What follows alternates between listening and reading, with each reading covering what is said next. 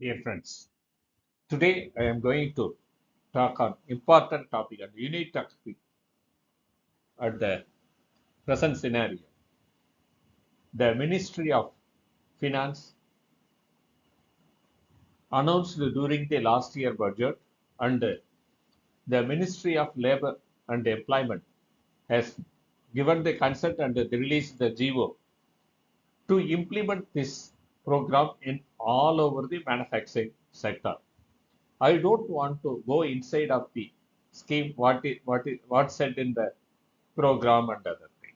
But I want to throw some of the highlights which came into my mind, and I studied the entire scheme,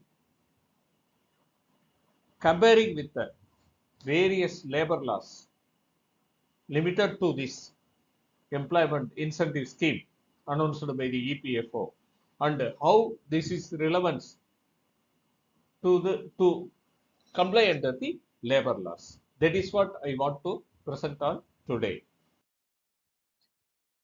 About myself, I am Muralidharan, and note down my email ID murali.thirumalai68@gmail.com. My contact number is 9677888123. Going into the slide, Industrial Employment Standing Order Act. The category of the people, that is the trainees who are all comes under the scheme, will be treated as apprentice, and they will also comes under the Industrial Employment Standing Order Act, because the principal employer is whoever is engaging trainees under the scheme. So these people are covered under the apprenticeship, and there is no separate notification given like NAPS GO or something like that. This is comes under the regular scheme and comes under the Industrial Employment Standing Order Act. And these people are fall under the category of apprentice. And apprentice definition is whoever is taking the job of skilled work, provided that a period of such learning shall not exceed 1 year, restricted to 1 year only, for those which prescribed technical qualification. When we are engaging ITI and diplomas, they will be treated as a technical qualified people. Others can be engaged for 3 years. That is defined under the Industrial Employment Standing Order Act. So very clear fact that these people are called employees of the respective establishment which implement the employment incentive scheme. That is one subject. Next, the Tamil Nadu Industrial Establishment Conferment Permanent Status Act. This is the very state act, and in that the workman definition which reads as like Industrial Dispute Act, Understanding Order Act. So if the training completes 480 days in a 24 calendar months, they have to be take the permanent job if the positions are there, and some of the legal judicial pronouncements are there under this act. But they are the trainees, and the GO under the labor incentive scheme, that is employment incentive scheme, which specifically mentioned for 2 years. So automatically those trainees the company is engaging, they will be absorbed into the roles after 24 months, when we are reading the definition of workman under the CPS Act of Tamil Nadu.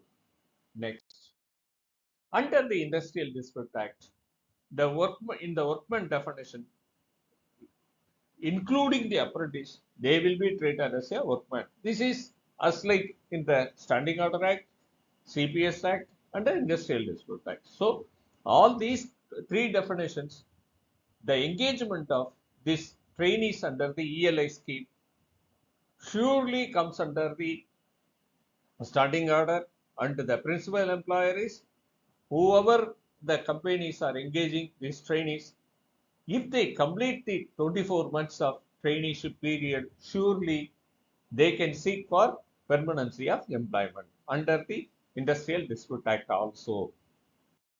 Next, under the 25A of the Industrial Dispute Act, that is under the Chapter 5A, the ELI scheme itself said that if the company is engaging more in addition of every two employees above the 50 strength, if the say for an example, if the company is having only 50 employees, automatically they doesn't have the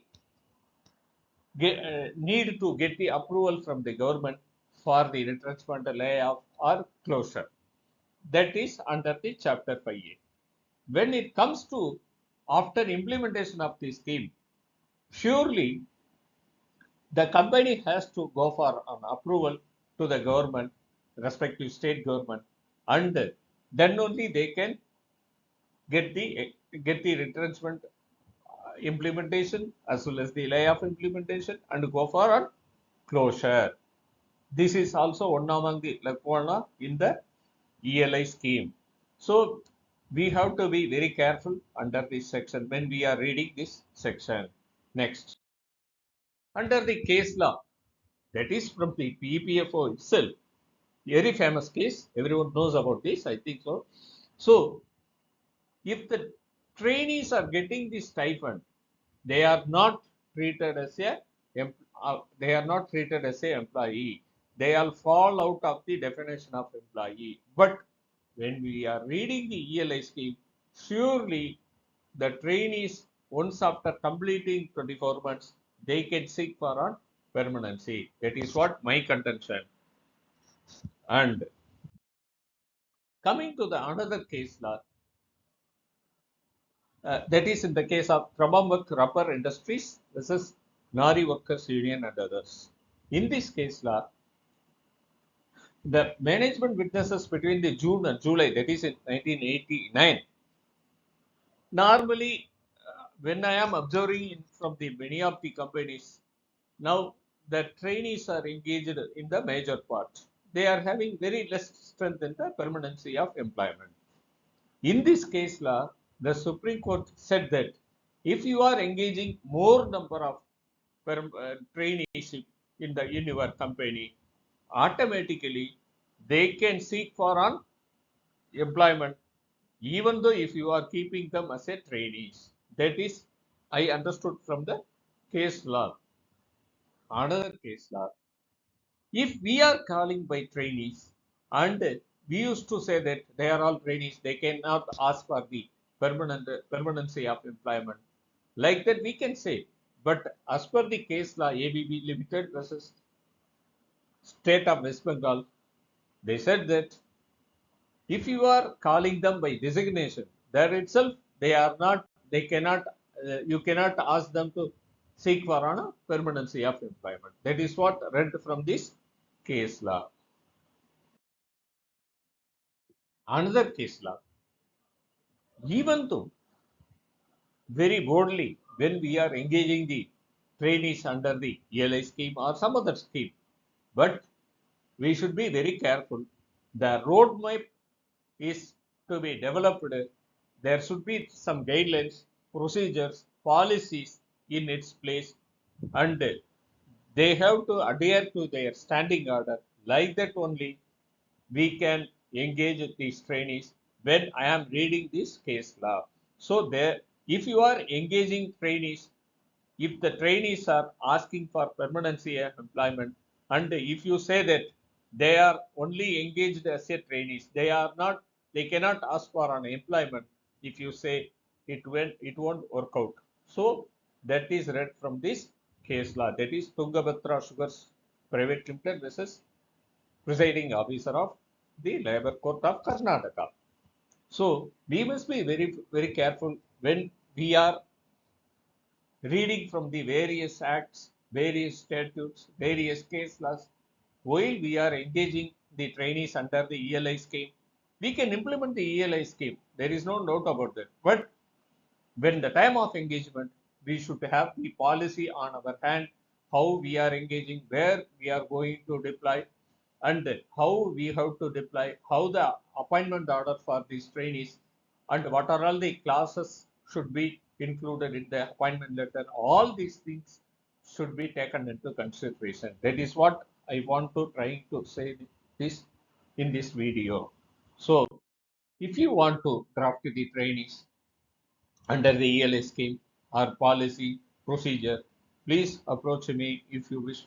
If you want to implement in your company, contact number and mail ID is available, and you can very well contact me. Thank you.